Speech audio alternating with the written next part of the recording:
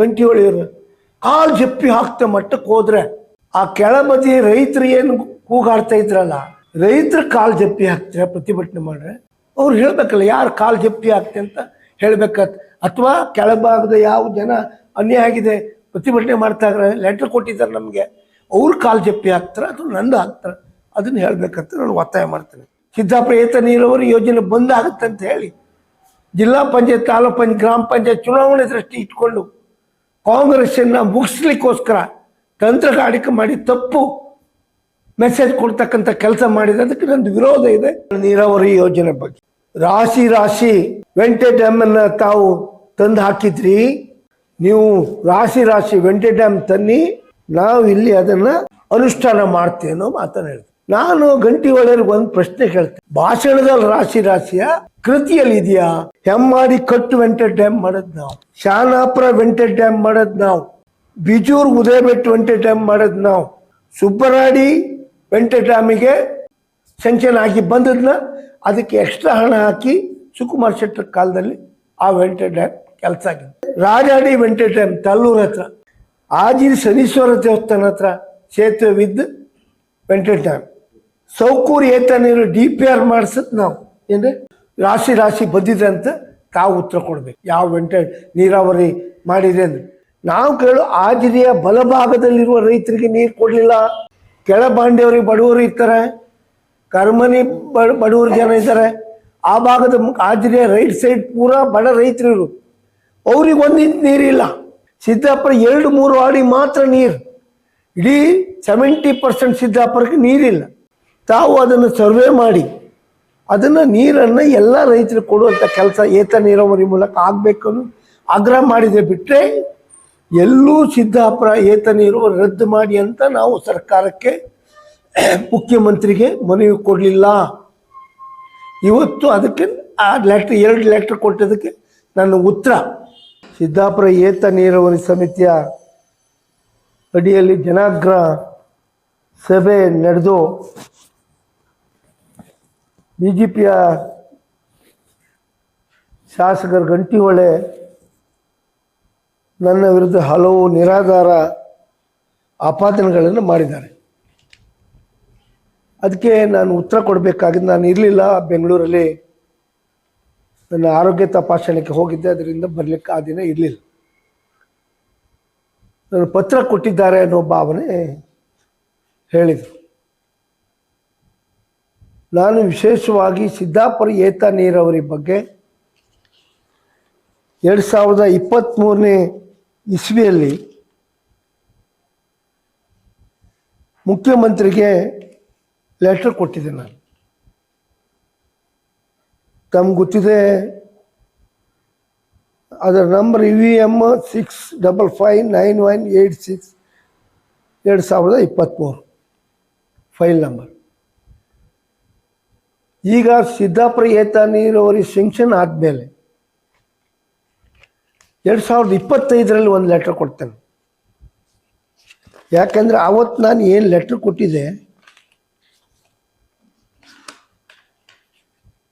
ಅದು ಆ ಲೆಟ್ರ್ ಎಲ್ಲಿಟ್ಟು, ಆವತ್ತು ಏನು ಲೆಟ್ರ್ ಕೊಟ್ಟಿದ್ದೆ 23ರಲ್ಲಿ, ಅದಕ್ಕೆ ಅನುಗುಣವಾಗಿ ಪುನಃ ಅದನ್ನು ನೆನಪಿಸ್ತಕ್ಕಂಥ ಕೆಲಸ ಮಾಡಿದ್ದೇನೆ ಮುಖ್ಯಮಂತ್ರಿಗೆ.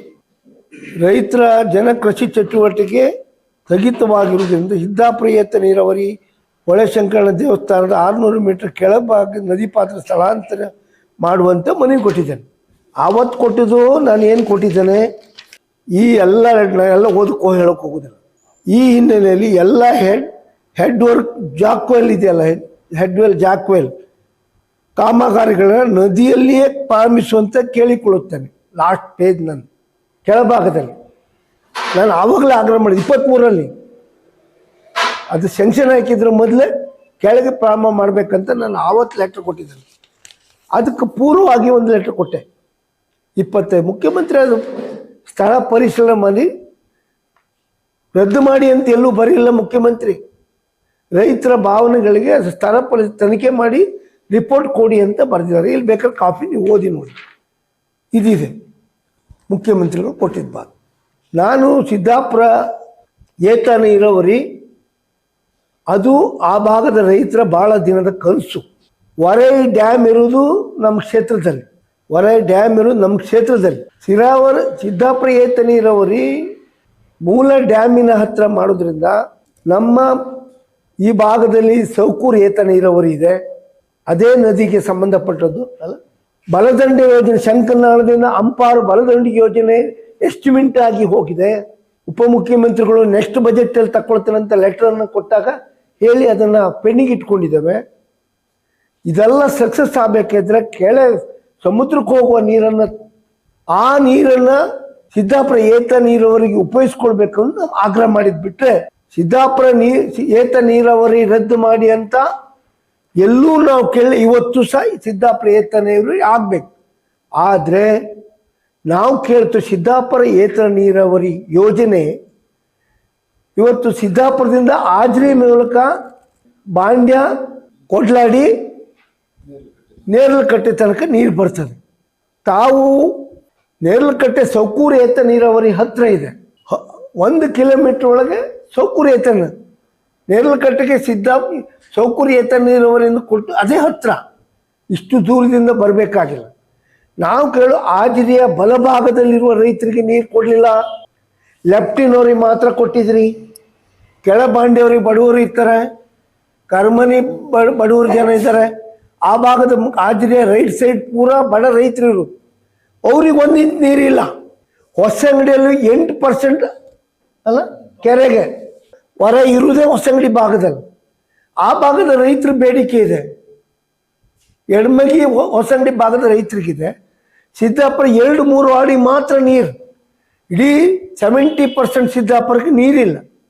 ನಾವು ಆಗ್ರಹ ಮಾಡೋದೇನೆಂದರೆ ಸಿದ್ದಾಪುರ ಏತ ನೀರಾವರಿಯನ್ನು ತಾವು ಸ್ವಲ್ಪ ತಜ್ಞರನ್ನು ಕರೆಸಿ ಮುಖ್ಯಮಂತ್ರಿ ಹತ್ರ ಅದನ್ನು ಸಮೀಕ್ಷೆ ಮಾಡಿ, ತಾವು ಅದನ್ನು ಸರ್ವೆ ಮಾಡಿ ಅದನ್ನು ನೀರನ್ನು ಎಲ್ಲ ರೈತರಿಗೆ ಕೊಡುವಂಥ ಕೆಲಸ ಏತ ನೀರಾವರಿ ಮೂಲಕ ಆಗಬೇಕು ಆಗ್ರಹ ಮಾಡಿದೆ. ಬಿಟ್ಟರೆ ಎಲ್ಲೂ ಸಿದ್ದಾಪುರ ಏತ ನೀರು ರದ್ದು ಮಾಡಿ ಅಂತ ನಾವು ಸರ್ಕಾರಕ್ಕೆ ಮುಖ್ಯಮಂತ್ರಿಗೆ ಮನವಿ ಕೊಡಲಿಲ್ಲ. ಇವತ್ತು ಅದಕ್ಕೆ ಆ ಲೆಟ್ರ್ 2 ಲೆಟ್ರ್ ಕೊಟ್ಟದಕ್ಕೆ ನನ್ನ ಉತ್ತರ. 3ನೇದು ಗಂಟಿಹೊಳೆ ಹೇಳಿದರು ನೀರಾವರಿ ಯೋಜನೆ ಬಗ್ಗೆ. ರಾಶಿ ವೆಂಟೆ ಡ್ಯಾಮನ್ನು ತಾವು ತಂದು ಹಾಕಿದ್ರಿ, ನೀವು ರಾಶಿ ವೆಂಟೆ ಡ್ಯಾಮ್ ತನ್ನಿ, ನಾವು ಇಲ್ಲಿ ಅದನ್ನು ಅನುಷ್ಠಾನ ಮಾಡ್ತೀವಿ ಅನ್ನೋ ಮಾತನ್ನು ಹೇಳ್ತೀನಿ. ನಾನು ಗಂಟಿಹೊಳೆಗೆ ಒಂದು ಪ್ರಶ್ನೆ ಕೇಳ್ತೇನೆ, ಭಾಷಣದಲ್ಲಿ ರಾಶಿಯ ಕೃತಿಯಲ್ಲಿದೆಯಾ? ನಾನು ಕೇಳ್ತೆ. ಈಗ ಹೆಮ್ಮಾಡಿ ಕಟ್ಟು ವೆಂಟೆ ಡ್ಯಾಮ್ ಮಾಡೋದು ನಾವು, ಶಾನಾಪುರ ವೆಂಟೆ ಡ್ಯಾಮ್ ಮಾಡೋದು ನಾವು, ಬಿಜೂರು ಉದಯಬೆಟ್ಟು ವೆಂಟೆ ಡ್ಯಾಮ್ ಮಾಡೋದು ನಾವು, ಸುಬ್ಬರಾಡಿ ವೆಂಟೆ ಡ್ಯಾಮಿಗೆ ಸ್ಯಾಂಕ್ಷನ್ ಆಗಿ ಬಂದದನ್ನ ಅದಕ್ಕೆ ಎಕ್ಸ್ಟ್ರಾ ಹಣ ಹಾಕಿ ಸುಕುಮಾರ್ ಶೆಟ್ಟರ್ ಕಾಲದಲ್ಲಿ ಆ ವೆಂಟೆ ಡ್ಯಾಮ್ ಕೆಲಸ ಆಗಿದೆ. ರಾಜಾಡಿ ವೆಂಟೆ ಡ್ಯಾಮ್ ತಲ್ಲೂರು ಹತ್ರ, ಆಜಿರಿ ಶನೀಶ್ವರ ದೇವಸ್ಥಾನ ಹತ್ರ ಸೇತುವೆ ವಿದ್ ವೆಂಟೆ ಡ್ಯಾಮ್. ಸೌಕೂರು ಏತ ನೀರು DPR ಮಾಡಿಸೋದು ನಾವು, ಏನ್ರಿ DPR ಮಾಡಿಸೋದು ನಾವು, ಮೀಟಿಂಗ್ ಎಲ್ಲ ಮಾಡೋದು ನಾವು. ಇನ್ನು ಸಣ್ಣದ ಲೆಕ್ಕ ಇಲ್ಲ, ಪ್ರತಿ ಭಾಗದಲ್ಲಿ ವೆಂಟೆ ಡ್ಯಾಮ್ ಮಾಡ್ತಕ್ಕಂಥ ಕೆಲಸ ನಾವು ಮಾಡಿದ್ದೇವೆ.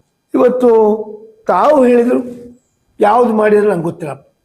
ತಾವು ರಾಶಿ ಬಂದಿದೆ ಅಂತ ತಾವು ಉತ್ತರ ಕೊಡಬೇಕು.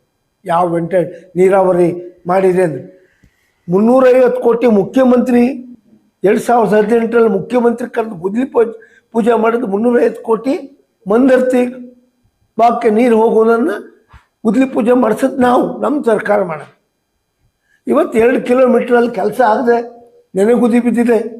ನಿಮ್ಮ ಸರ್ಕಾರ ಬಂದಾಗ 1 ಪೈಸೆ ಅದನ್ನು ನಿಮ್ಮ ಸರ್ಕಾರ ಕೇಂದ್ರ ಸರ್ಕಾರ ಅದನ್ನು ಕ್ಲಿಯರ್ ತರಲಿಕ್ಕೆ ತಮ್ಮ ಹತ್ರ ಆಗಿಲ್ಲ. ಇವತ್ತು ರಾಶಿ ಬರ್ತದೆ ಅಂತ ಹೇಳ್ತೀವಿ, ನೀವು ಜನರನ್ನು ತಪ್ಪು ದಾರಿ ತಗೊಂಡು ಹೋಗ್ಬೇಕು, ಸತ್ಯ ಇದ್ದದನ್ನು ಹೇಳಬೇಕು. 3ನೇ ಭಾಷಣದಲ್ಲಿ ಹೇಳಿದ್ರು ಕಾಲು ಜಪ್ಪಿ ಹಾಕ್ತೇವೆ ಅಂತ ಮಾತಾಡಿದ್ರು ಅಲ್ಲರಿ, ಕಾಲು ಮೆಟ್ಟಿ ಜಪ್ಪಿ ಹಾಕ್ತೇವೆ ಅಂತ. ವಿಡಿಯೋ ಇದೆ, ಬೇಕಾದರೆ ಇವ್ರ ಹತ್ರ ಇದೆ, ಇಲ್ಲ ತೋರಿಸಿರಪ್ಪ, ಅಲ್ಲಿದೆ, ಅಕ್ಷಯನ ಹತ್ರ ಇದೆ. ಆ ಕೆಳಬದಿ ರೈತರು ಏನು ಕೂಗಾಡ್ತಾ ಇದ್ರಲ್ಲ, ರೈತರ ಕಾಲು ಜಪ್ಪಿ ಹಾಕ್ತಾರೆ ಪ್ರತಿಭಟನೆ ಮಾಡ್ರೆ, ಅಥವಾ ಬೇರೆಯವ್ರ ಕಾಲು ಜಪ್ಪಿ ಹಾಕ್ತಾರೆ ಅಂತ ಹೇಳ್ಬೇಕು. ಏನು ಕಾಲ ಬಂತಪ್ಪ ಗಂಟಿಹೊಳೆಯವರು, ಕಾಲು ಜಪ್ಪಿ ಹಾಕ್ತ ಮಟ್ಟಕ್ಕೆ ಹೋದ್ರೆ ಇವತ್ತು ರಾಜಕೀಯ ವ್ಯವಸ್ಥೆ ಎಲ್ಲಿಗೆ ಹೋಯ್ತು? ಕಾಲು ಜಪ್ಪಿ ಹಾಕ್ತೇನೆ, ಇದರ ಅರ್ಥ ಏನು ಹೇಳಬೇಕಲ್ಲ. ರೈತರ ಕಾಲು ಜಪ್ಪಿ ಹಾಕ್ತಾರ, ಅದು ನಮ್ದೆಲ್ಲ ಕಾಲು ಜಪ್ತಿ ಹಾಕ್ತಾರ, ಅವ್ರು ಅದಕ್ಕೆ ಉತ್ತರ ಕೊಡಬೇಕು, ಹೇಳಬೇಕಲ್ಲ. ಅದು ಲೆಟ್ರ್ ಕೊಟ್ಟದ್ದು ನಾನು, ಎರಡೂ ಲೆಟ್ರ್ ಕೊಟ್ಟದ್ದು ನಾವು. ಮುಖ್ಯಮಂತ್ರಿ ಮೀಟ್ ಆದ್ ನಾವು, ಉಪಮುಖ್ಯಮಂತ್ರಿ ಮೀಟ್ ಆದ್ ನಾವು. ಅವ್ರು ಹೇಳಬೇಕಲ್ಲ ಯಾರು ಕಾಲು ಜಪ್ತಿ ಆಗ್ತೆ ಅಂತ ಹೇಳಬೇಕತ್. ಅಥವಾ ಕೆಳಭಾಗದ ಯಾವ ಜನ ಅನ್ಯಾಯ ಆಗಿದೆ ಪ್ರತಿಭಟನೆ ಮಾಡ್ತಾ ಇದ್ದಾರೆ, ಲೆಟ್ರ್ ಕೊಟ್ಟಿದ್ದಾರೆ ನಮಗೆ, ಅವ್ರು ಕಾಲು ಜಪ್ಪಿ ಹಾಕ್ತಾರೆ ಅಥವಾ ನಂದು ಹಾಕ್ತಾರೆ, ಅದನ್ನು ಹೇಳಬೇಕಂತ ನಾನು ಒತ್ತಾಯ ಮಾಡ್ತೇನೆ. ಮತ್ತೆ ಹೇಳಿದ್ರು ಜಿ ಶಂಕರ್ ಬಗ್ಗೆ ಲಾಬಿ ಅಂತೇಳಿ. ನಾನು 4 ಬಾರಿ ಶಾಸಕನಾಗಿದ್ದೇನೆ, 7 ಎಲೆಕ್ಷನ್ ನಿಂತಿದ್ದೇನೆ, ಯಾವುದೇ ಕಾಂಟ್ರಾಕ್ಟ್ ಲಾಬಿಗೆ ಹೋಗಿಲ್ಲ. ಕಾಂಟ್ರಾಕ್ಟೇ ಬೇರೆ, ನಾನು ಸ್ವಂತ ದುಡಿಮೆಯಿಂದ ಹೋಟೆಲ್ ಉದ್ಯಮದಿಂದ ನನ್ನ ದುಡ್ಡನ್ನು ಹಾಕಿ ರಾಜಕೀಯ ಮಾಡಿದೆ ಬಿಟ್ಟರೆ ಯಾವೊಬ್ಬ ಕಾಂಟ್ರಾಕ್ಟ್ರಿಗೆ ನನ್ನನ್ನು ಮಾರ್ಕೊಳ್ಳೋಕೆ ಹೋಗಿಲ್ಲ. ಜಿ ಶಂಕರ್ ನಮ್ಮ ಮಟ್ಟದಲ್ಲಿಲ್ಲ, ಅವರೊಂದು ರಾಜ್ಯ ಮಟ್ಟದ ದೊಡ್ಡ ಕಾಂಟ್ರಾಕ್ಟ್, ಉಪ್ಪಾರ ಒಟ್ಟಿಗಿದ್ದ ದೊಡ್ಡ ಉಪ್ಪಾರ ಲೆವೆಲ್ ಇದ್ದ ಮಟ್ಟದ ಕಾಂಟ್ರಾಕ್ಟರ್ಗೆ ನಮ್ಮಂಥರ ಅವಶ್ಯಕತೆ ಏನಿದೆ? ಯಾವ ಮುಖ್ಯಮಂತ್ರಿ ಇದ್ರೂ ಮೇಜ್ ಕುಟ್ಟಿ ಹೋಗಿ ಕೆಲಸ ಮಾಡ್ಕೊಬರು ತಾಕತ್ತಿದ್ದು ಅವರು. ನಮ್ಮ ಲೆಟ್ರ್ ಅವ್ರಿಗೆ ಅವಶ್ಯಕತೆ ಇಲ್ಲ. ಅದು BJP ಸರ್ಕಾರ ಇರಲಿ, ಅದು ಕಾಂಗ್ರೆಸ್ ಸರ್ಕಾರ ಇರಲಿ, ಜಿ ಶಂಕರ್ಗೆ ನಮ್ಮ ಅವಶ್ಯಕತೆ ಇಲ್ಲ. ಅವ್ರದ್ದೇ ಕೆಲಸ ಮಾಡಲಿಕ್ಕೆ ಅವ್ರಿಗೆ ತಾಕತ್ತಿದೆ. ಮತ್ತು ಈ ಜಿಲ್ಲೆಗೆ ಅವ್ರಿಗೆ ಸಖತ್ತು ಕಾಂಟ್ರಿಬ್ಯೂಷನ್ ಇದೆ. ಆದರೆ ನಾವು ಅವ್ರ ಬಗ್ಗೆ ಯಾವುದೇ ರೀತಿಯಲ್ಲಿ ಅವರ ಹಂಗಲ್ಲಿಲ್ಲ, ಅವರು ನಮ್ಮ ಹಂಗಲ್ಲಿಲ್ಲ. ಇವರು ತಮ್ಮ ವೈಯಕ್ತಿಕ ಬೇರೆ ಬೇರೆ ರೀತಿಯಲ್ಲಿ ಹೇಳಿ ನಮ್ಮನ್ನು ತಪ್ಪು ಅಭಿಪ್ರಾಯ ಕೊಡ್ಲಿಕ್ಕೆ ಹೋಗ್ತಾ ಇದ್ದಾರೆ. ಅದಕ್ಕೋಸ್ಕರ ನಾನು ನಮ್ಮ ಭಾಗದಲ್ಲಿ ಸುಳ್ಳು ಅಪಪ್ರಚಾರ ಮಾಡ್ತಕ್ಕಂಥ ಹೇಳಿ ಕಾಂಗ್ರೆಸ್ಸನ್ನು ಶಾಸಕ ಗಂಟಿಹೊಳೆಯವರು ಕಾಂಗ್ರೆಸ್ಸನ್ನು ತಂತ್ರಗಾರಿಕೆ ಮಾಡಿ ಕಾಂಗ್ರೆಸ್ ಮುಗಿಸ್ತಕ್ಕಂಥ ಕೆಲಸಕ್ಕೆ ಸಂಚಲನ ಮಾಡ್ತಕ್ಕಂಥ ಗಂಟಿಹೊಳೆಗೆ ಸರಿಯಾದ ಉತ್ತರ ಕೊಡಬೇಕನ್ನೋ ದೃಷ್ಟಿಕೋನದಲ್ಲಿ 25ನೇ ತಾರೀಕು 10 ಗಂಟೆಗೆ ಕಣ್ಣೂರಲ್ಲಿ ಜನಾಂದೋಲನ ವರಾಯಿ ಉಳಿಸಿ ಅನ್ನುವ ಅಜೆಂಡದ ಅಡಿಯಲ್ಲಿ ನಾವು ಕಾರ್ಯಕ್ರಮ ಮಾಡ್ತಾ ಇದ್ದೇನೆ. ಯಾಕಂದರೆ ನಾವು ಇಷ್ಟು ದಿನ ರಾಜಕೀಯ ಮಾಡಿದ್ದೇನೆ, 4 ಬಾರಿ ಶಾಸಕನಾಗಿದ್ದೇನೆ, KSRT ಚೇರ್ಮನ್ ಆಗಿದ್ದೇನೆ. ಯಾವುದೇ BJPಯ ಶಾಸಕನೊಟ್ಟಿಗೆ ಸೇರಿ ನಾವು ಯಾವುದೇ ತಂತ್ರಕ್ರಮ ಮಾಡಲಿಲ್ಲ. ಆದರೆ ಗಂಟಿಹೊಳೆಯವರು ಅವರು ಜನರಿಗೆ ತಪ್ಪು ಸಂದೇಶವನ್ನು ಕೊಟ್ಟು ವರೈ ನೀರಾವರಿ ಏತ ನೀರಾವರಿ ಯೋಜನೆ ಸಿದ್ದಾಪುರ ಏತ ನೀರಾವರಿ ಯೋಜನೆ ಬಂದಾಗುತ್ತೆ ಅಂತ ಹೇಳಿ ಜಿಲ್ಲಾ ಪಂಚಾಯತ್, ತಾಲೂಕು ಪಂಚಾಯತ್, ಗ್ರಾಮ ಪಂಚಾಯತ್ ಚುನಾವಣೆ ದೃಷ್ಟಿ ಇಟ್ಕೊಂಡು ಕಾಂಗ್ರೆಸ್ಸನ್ನು ಮುಗಿಸ್ಲಿಕ್ಕೋಸ್ಕರ ತಂತ್ರಗಾರಿಕೆ ಮಾಡಿ ತಪ್ಪು ಮೆಸೇಜ್ ಕೊಡ್ತಕ್ಕಂಥ ಕೆಲಸ ಮಾಡಿದೆ. ಅದಕ್ಕೆ ನಂದು ವಿರೋಧ ಇದೆ. ನಾನು ಕಾಂಗ್ರೆಸ್ನ ನಿಷ್ಠಾವಂತ ಕಾರ್ಯಕರ್ತ ಮುಖಂಡನಾಗಿ ಕಾಂಗ್ರೆಸ್ನ ಋಣ ನನ್ನ ಮೇಲಿದೆ. ಕಾಂಗ್ರೆಸ್ನನ್ನು 4 ಬಾರಿ ಶಾಸಕನ ಮಾಡಿದ್ದೇನೆ, ಕಾಂಗ್ರೆಸ್ಸನ್ನು KSRT ಚೇರ್ಮನ್ ಮಾಡಿದೆ. ನಾನು ಸೋಲಿ ಗೆಲ್ಲಿ ನನ್ನ ಕಾರ್ಯಕರ್ತರ ರಕ್ಷಣೆ ಮಾಡಲಿಕ್ಕೆ ಯಾವತ್ತು ರಕ್ಷಣೆಗೆ ಅವ್ರ ಪರವಾಗಿ ನಿಲ್ತಾನೆ. ಅವರನ್ನು ಯಾವುದಾದ್ರು ಒಂದು ದೃಷ್ಟಿಯಲ್ಲಿ ಸುಳ್ಳನ್ನು ಹೇಳಿ ಕಾಂಗ್ರೆಸ್ ಕಾರ್ಯಕರ್ತರು ಮುಗಿಸ್ತಕ್ಕಂಥ ಹಗಲುಕನಸನ್ನು ಗಂಟಿಹೊಳೆ ಕಂಡದಿದ್ದರೆ ಇಲ್ಲಿಗ ಕೊನೆ ಮಾಡಿ ಕಾಂಗ್ರೆಸ್ ಕಾರ್ಯಕರ್ತರ ಪರವಾಗಿ ಗೋಪಾಲ್ ಪೂಜಾರಿ ನನ್ನ ಜೀವಿನ ತನಕ ಕಾಂಗ್ರೆಸ್ ಕಾರ್ಯಕರ್ತರ ಪರವಾಗಿ ಹೋರಾಟ ಮಾಡ್ತೇನೆ. ಮುಖ್ಯಮಂತ್ರಿ ಉಪಮುಖ್ಯಮಂತ್ರಿ ಮೂಲಕ ರೈತರಿಗೆ ನ್ಯಾಯ ಕೊಡಿಸುವಂಥ ಕೆಲಸ ಮಾಡ್ತೇನೆ. ಮನೆಗೆ ಹೋಗಿ BJPಯ ಕಾರ್ಯಕರ್ತರು ರೈತ ಸಂಘದ ಹೆಸರಲ್ಲಿ ಸಿದ್ದಾಪುರ ಏತ ನೀರಾವರಿ ನಿಲ್ಲಿಸ್ತಾರಂತ ಹಳ್ಳಿಯಲ್ಲಿ ಹೋಗಿ ಹೇಳಿದ್ದಾರೆ. ತಪ್ಪು ಸಂದೇಶವನ್ನು ಕೊಡ್ತಕ್ಕಂಥ ಕೆಲಸ ಆಗ್ತಾ ಇದೆ. BJPಯ ಕಾರ್ಯಕರ್ತರು ಹೋಗಿ ಮನೆಗೆ ಹೋಗಿ ಪಾಂಪ್ಲೆಟ್ ಕೊಟ್ಟು ಸಿದ್ದಾಪುರ ಏತ ನೀರಾವರಿ ನಿಲ್ಲಿಸ್ತಾರೆ ಅನ್ನೋ ಮಾತಾಡ ನಾವೆಲ್ಲೂ ನಿಲ್ಲಿಸ್ಲಿಕ್ಕೆ ಹೇಳಿಲ್ಲ. ಅಪಪ್ರಚಾರ ಮಾಡ್ತಾ ಇದ್ದಾರೆ ಅಲ್ಲದೆ. ಅದಕ್ಕಿಂತ ಸ್ಥಿತಿ ಹೇಳ್ಬೋದಿತ್ತಲ್ಲ ಅವರು. ಈಗ ಸರಿ, ನಾನು ಬೇರೆ ಲೆಟ್ರ್ ಕೊಟ್ಟ ಬಗ್ಗೆ ಹೇಳೋದಿಲ್ಲ. ನಾನು ನನ್ನ ಸರ್ಕಾರದ ಪರವಾಗಿ, ನಾನು ಸರ್ಕಾರಕ್ಕೆ ಮುಜುಗರ ಬರುವಂಥ ಯಾವುದೇ ಕೆಲಸವನ್ನು ಮಾಡೋದಿಲ್ಲ. ಯಾರು ನಮ್ಮ ಸರ್ಕಾರ ಅವರೊಟ್ಟಿಗೆ ಸೇರಿ ಮಾಡಿದಾರೋ ಅವರೊಟ್ಟಿಗೆ ಮಾಡಿದ್ರೆ ನಂಗೆ ಗೊತ್ತಿಲ್ಲ, ನೀವು ಅವ್ರಿಗೆ ಕೇಳಿ. ನಾನು ಮಾತ್ರ ಪಕ್ಷಕ್ಕೆ ಮುಜುಗರ ಆಗೋ ಕೆಲಸವನ್ನು ಮಾಡೋದಿಲ್ಲ. ನನ್ನ ಬಗ್ಗೆ ಯಾರು ಮಾತಾಡಿದ್ರೆ ನಾ ಅದಕ್ಕೆ ಉತ್ತರ ಕೊಡೋದು. ನಮ್ಮ ಪಾರ್ಟಿಯವ್ರು ಕೊಟ್ಟರೆ ಅವ್ರು ನಮ್ಮ ನಾಯಕರು, ಅವ್ರು ಹೇಳೋಕೆ ಹಕ್ಕಿದೆ. ನಮ್ಮ ವಿರೋಧ ಪಕ್ಷದವ್ರು ಹೇಳ್ರೆ ನಾನು ಯಾವತ್ತೂ ಸುಮ್ಮನೆ ಕೂತ್ಕೊಳ್ಳೋನಲ್ಲ, ಅವರಿಗೆ ತಕ್ಕ ಉತ್ತರವನ್ನು ಕೊಡ್ತೇನೆ. ನಮ್ಮ ಪಾರ್ಟಿಯವ್ರು ಏನಾದ್ರು ಮಾತಾಡ್ರೆ ಅದನ್ನು ನಾಲ್ಕು ಕೋಣೆಯಲ್ಲಿ ಕೂತ್ಕೊಂಡು ಚರ್ಚೆ ಮಾಡ್ತಾರೆ. ನಮ್ಮ ಹೈಕಮಾಂಡ್ ಮುಖಂಡರಿದ್ದಾರೆ, ಅದನ್ನು ಅವ್ರು ಚರ್ಚೆ ಮಾಡ್ತಾರೆ.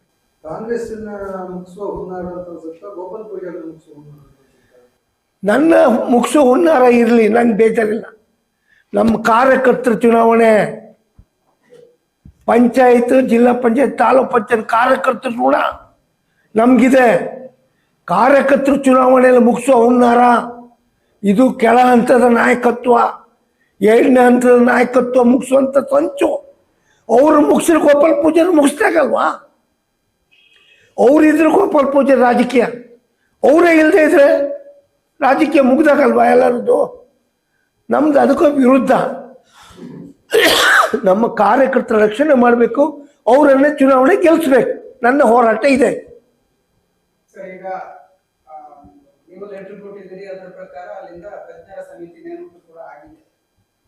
ಅದು ನಂದೊಂದು ಅದಕ್ಕಿದೆ, ತಜ್ಞರ ನೇಮ ಸಮಿತಿ ಆಗಿದೆ.